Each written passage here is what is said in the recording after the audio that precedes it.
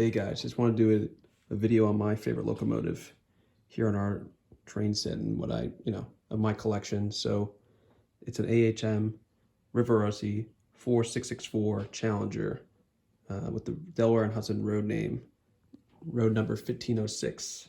So I got this locomotive a few months ago, and I was actually looking for one of these for a while. So in one of my other videos, I kind of discussed the layout. We've been working on this since March 2020. I wasn't really into model railroading really before that. I know, we were working on, or we had model trains when I was a kid. I had a few locomotives because I'm one of four boys. So I just wanted to be part of it. So we bought a few.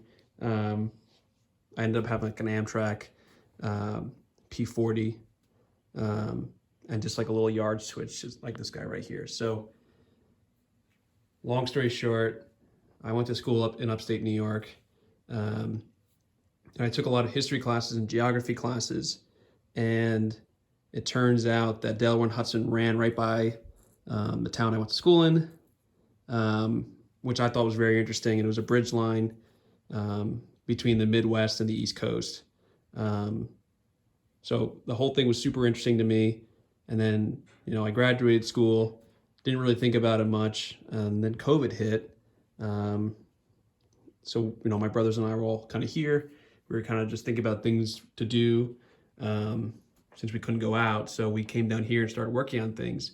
And it kind of kickstarted my memory of what I learned in school and what I thought about it, especially with all the history classes and things like that. So I ended up buying the RF-16 Shark Nose because I wanted to start a Delaware and Hudson collection.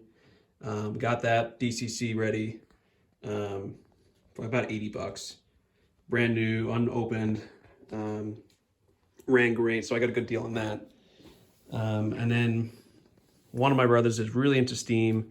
He has a bunch of steam for the New York Central, so I started doing some research of my own, and I was pretty interested in the fact that these guys ran a Challenger, or ran 40 Challengers, the J class, between 1940 and 1952, 1953. So these are the only guys in the Northeast that are running these huge locomotives. So this definitely piqued my interest, and the problem was that they weren't really for sale. No one really had them.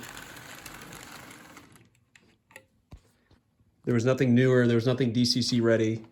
So for me to find one, I would kind of have to just wait for something to pop up.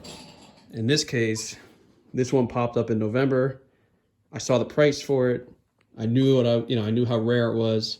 I know people can convert them, different road names from like another larger manufacturer, or, another road name. But I wanted the real deal from the factory. So I ended up getting this guy for a little over $250, but I knew what I was paying for because I was super interested in it at the time, and I know I wanted it. But it came with the original boxing, the yellow and blue box from 1977, and the manufacturer number is 5113 for the D&H, or 5113C, and the original price tag still on at $129.95. So I did the conversion of inflation. It's around $600 today, so I definitely got a deal on it. It's only DC, but all the valve gear and running gear work. For considering it's from 1977, it runs great. It does pull pretty good. I run around 15 cars on it sometimes, but for the first few weeks, I only ran it by itself, just in case there was any mechanical problems with it. Because obviously, I didn't know how well taken care of it was. Obviously, it was in used condition, so I ended up taking it apart a few weeks ago, just because I was curious about running DCC with it, converting it over. I just bought a kit. It was a Mabuchi kit with a CAN motor that's DCC compatible, drive shafts, new wiring, things like that. So I'm probably going to take it apart eventually. Not now because it's running great as it is, but eventually when I run my own D&H layout. I'm doing a strictly D&H layout, maybe with some some crossovers with New York Central and Erie Lackawanna, but in the meantime, I'm just kind of focusing on D&H, focus around Oneonta, where there was a huge yard and like a roundhouse and things like that. So it'd be kind of fun to do that.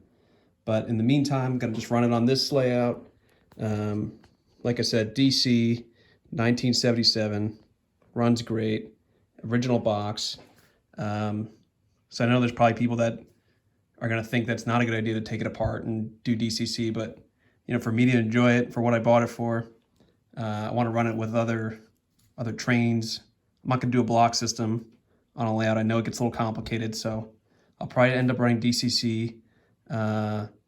Maybe get a Digitrax decoder or something that's similar. I don't know, what I'm going to be looking for, but if anyone wants to drop a comment on what they would use for a larger locomotive like this, it's going to be a newer motor, so it could probably run any decoder. But again, drop a comment if you guys have any questions on it. I could even do a video of me taking it apart. Super easy. It's like 3 or 4 steps. There's a lot of literature online for all this stuff, so